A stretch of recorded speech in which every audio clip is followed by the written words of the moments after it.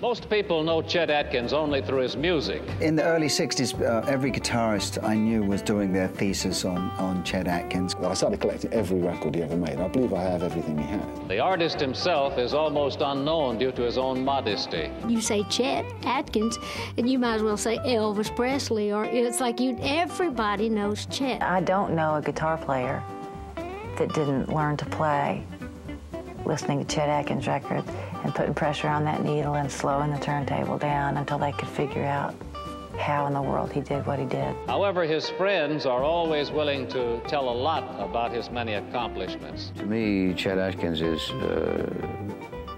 the guy in Nashville, I think, who did more good for more pickers, more artists than any other living human being. They'll tell you that Chet has designed at least 3 guitars.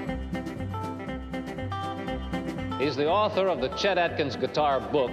I'm still the same as when I was about 15, you know, when I'm thinking, no, it's another planet, it's impossible. I was getting started, I just would listen to those and go, I'll never make it. Manages to cut some 600 sides a year. The best producers you'll ever be in the whole world, if not the best. And is often referred to as RCA's man in Nashville. Here's Mr. Guitar. Get it straight. If you like it, it's Chet Atkins.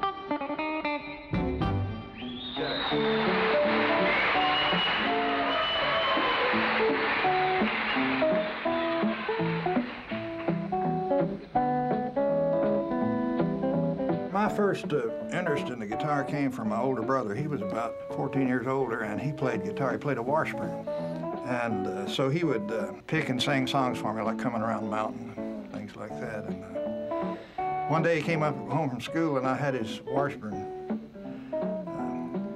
filled full of dirt and was dragging it around in the yard. So that was the first guitar playing I ever did. He put a stop to that. I remember one serious afternoon he was telling me about going to school as a little boy and not in the freezing cold, walk into school and not having a coat.